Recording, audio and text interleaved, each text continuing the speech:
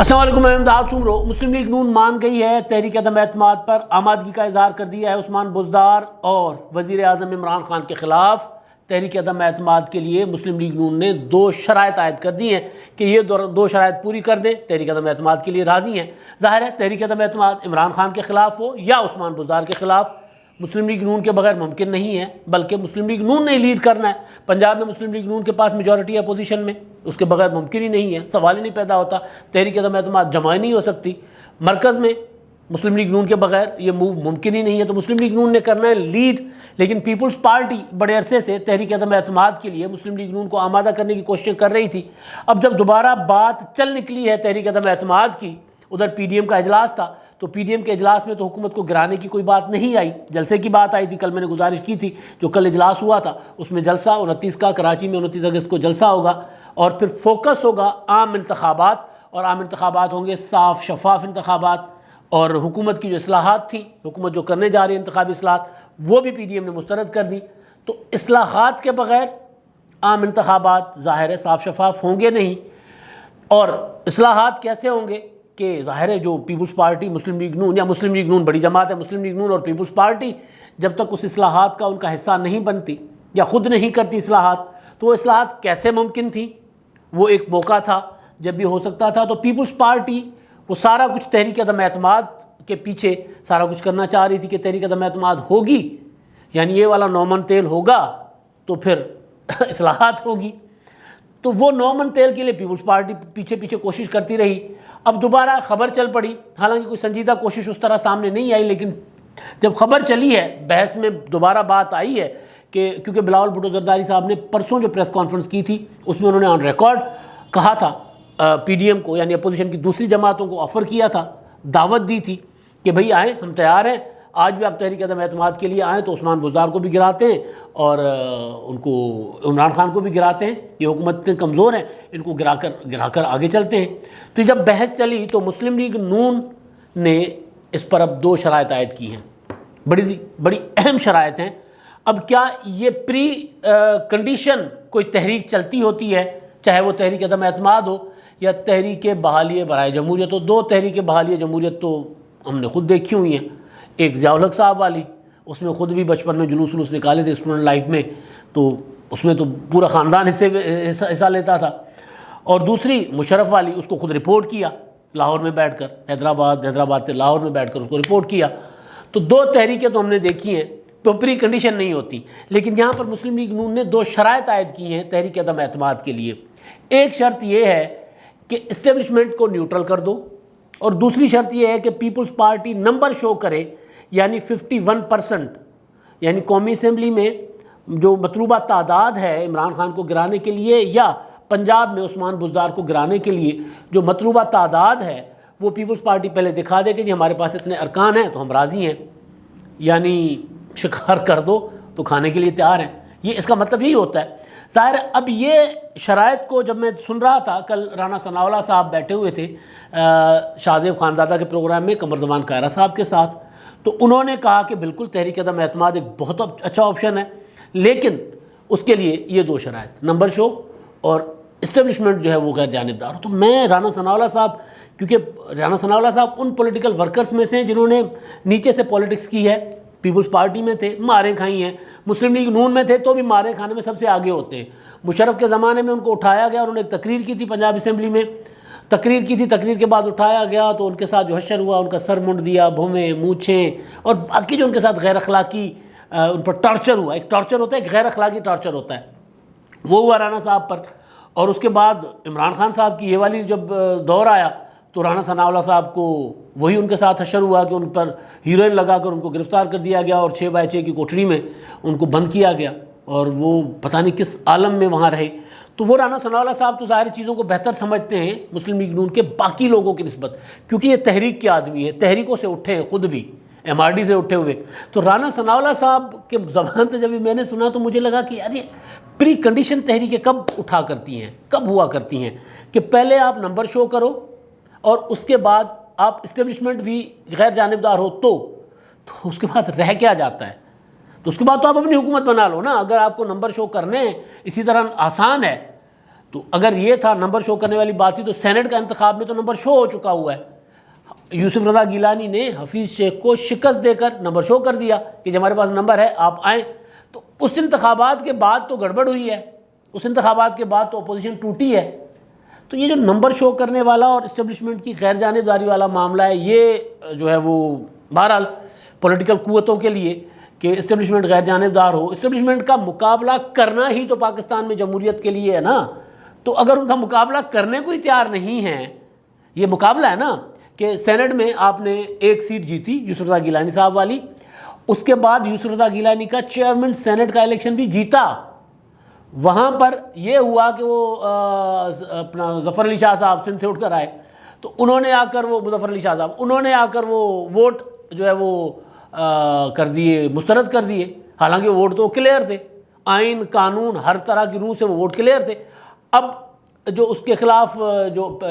ہے پٹیشن ہے اسلام آباد ہائی کورٹ میں اس الیکشن کے خلاف, جس میں چیئرمین سینٹ صادق سنجرانی کو کی جیت کا اعلان کیا گیا تھا, ان کو نوٹیفائی بھی ہو گئے, بنے ہوئے بیٹھے ہوئے,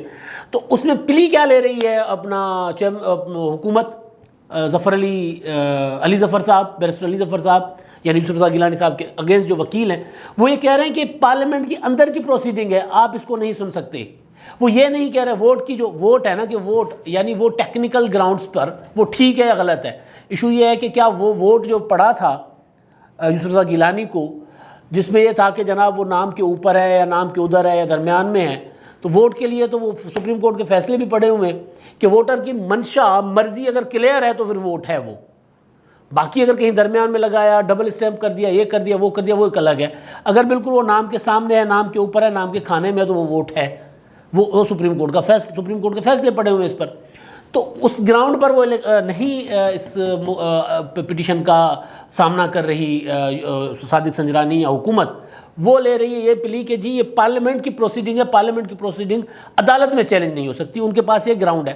تو وہاں پر بھی آپ نے جیت کے دکھایا اسٹیبلشمنٹ کی اس کے باوجود.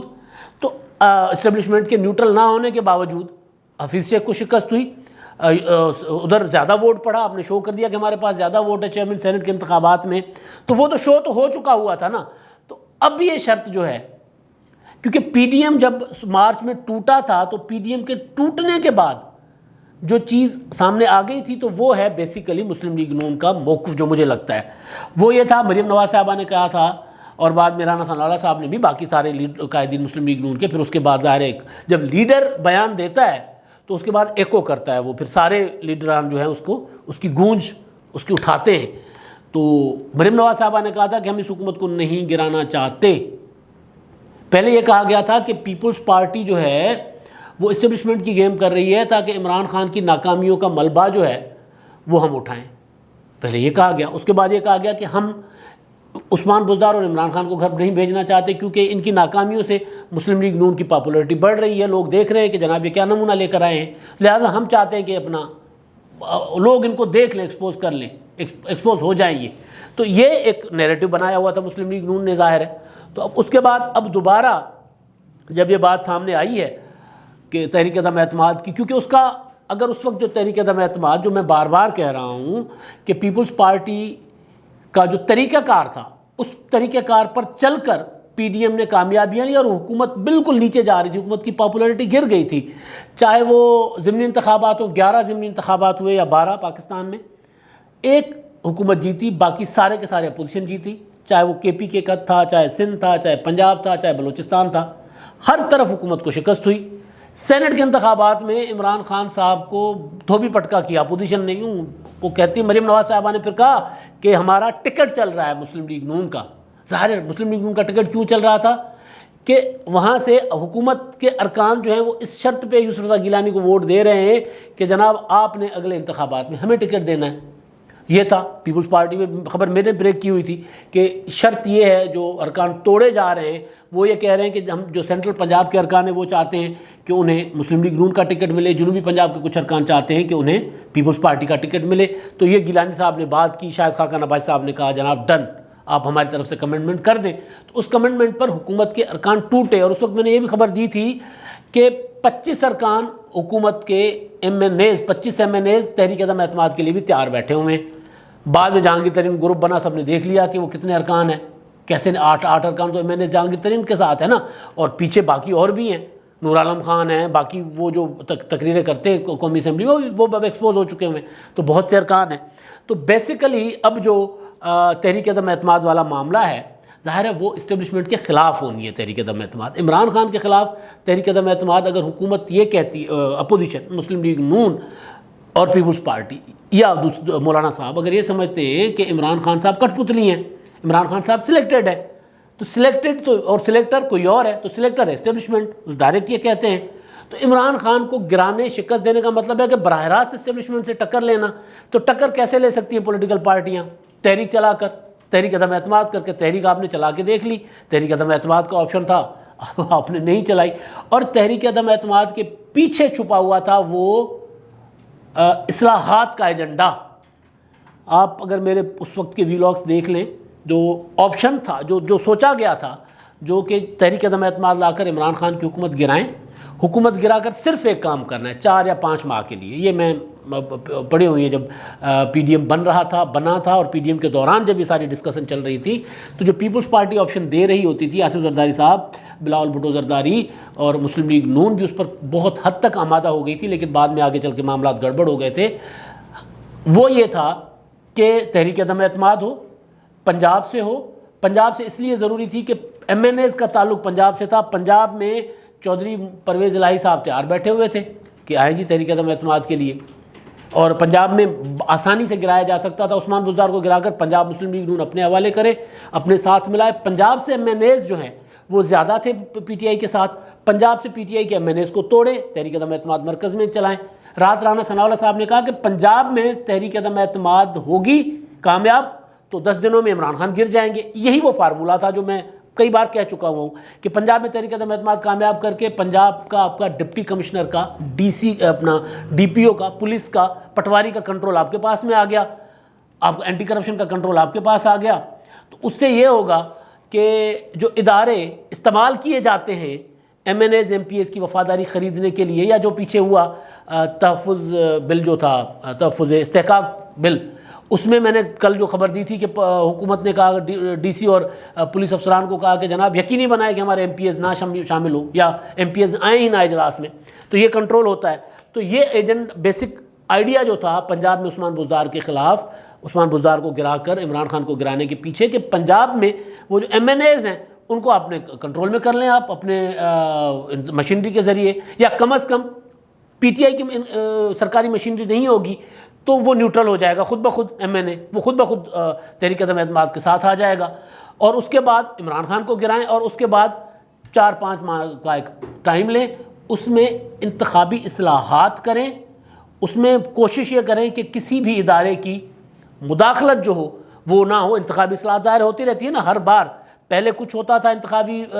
سسٹم، اس کے بعد چینج ہوا، 18ویں ترمیم کے بعد مزید چینج ہوا، اس کو مزید بہتر بنانا تھا۔ تو اس کے لیے جو آئیڈیا تھا، بیسک آئیڈیا، وہ یہی تھا کہ تحریک عدم اعتماد کے بعد اصلاحات کریں، اصلاحات کے بعد فوری طور پر انتخابات کریں۔ اس میں آصف زرداری صاحب نے یہ بھی کہا تھا،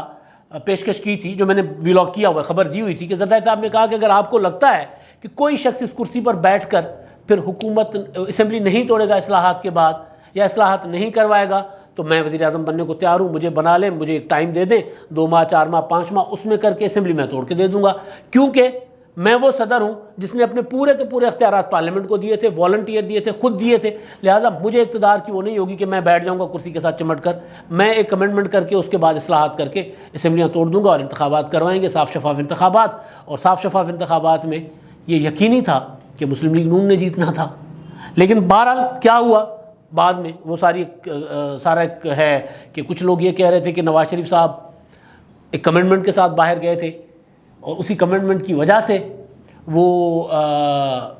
جو ہے وہ حکومت کو نہیں گرا پا رہے تھے یا ساتھ نہیں دے پا رہے تھے، کہ تحریک عدم اعتماد کے وقت آتے آتے، تحریک عدم اعتماد کے قریب آتے آتے، یعنی وہ جو لائن آف ایکشن تھا 8 نکاتی PDM کا، اس میں اب جو اگلا مرحلہ تھا تحریک عدم اعتماد کا تھا، لانگ مارچ اور پھر تحریک عدم اعتماد، یا تحریک عدم اعتماد پھر لانگ مارچ، تو یہ آپشن تھا، تو اس آپشن کے دوران کر دیا گیا، توڑ دیا گیا، PDM الگ ہو گئی، پیپلز پارٹی اور مسلم ANP۔ تو اب دوبارہ جب تحریک عدم اعتماد کی بات آ رہی ہے تو مسلم لیگ نون کی جو شرائط ہے وہ یہ ہے کہ جی حکومت کو گرا کے پھر ہمیں کہو کہ ہم تحریک عدم اعتماد لیں، تو اس طرح نہیں ہوتا. تحریکیں بہرحال پری کنڈیشنز تو نہیں ہوتی. ہاں یہ ضرور ہوتا ہے کہ آپ اپنا زور لگاتے ہیں پورا کا پورا، اور جو اتحادی ہوتے ہیں ان کو آزمایا جاتا ہے ساتھ ساتھ. تو وہ ایک الگ معاملہ ہے کہ آپ کو کسی اتحادی پر یقین ہے کہ نہیں، وہ الگ معاملہ ہے. میجورٹی پارٹی اپوزیشن کی سب سے بڑی جماعت ہونے کے باوجود یہ شرط کہ جی پہلے ہمیں نمبر پورا کر دو اور اسٹیبلشمنٹ غیر جانبدار ہو تو تحریک عدم اعتماد ہوگی، تو پھر تو تحریک عدم اعتماد کی ضرورت ہی نہیں رہتی نا. جب اسٹیبلشمنٹ نیوٹرل ہو جائے اور نمبر آپ کے پاس ہو تو پھر رہ کیا جاتا ہے پیچھے. یعنی سارا کچھ کر آ کے شکار کر کے دو تو پھر کریں گے. تو بہرحال یہ گزارشات تھی کہ مسلم لیگ نون مان گئی ہے مگر انوکھی شرائط پر. اب تک کے لیے اتنا ہی. اللہ حافظ.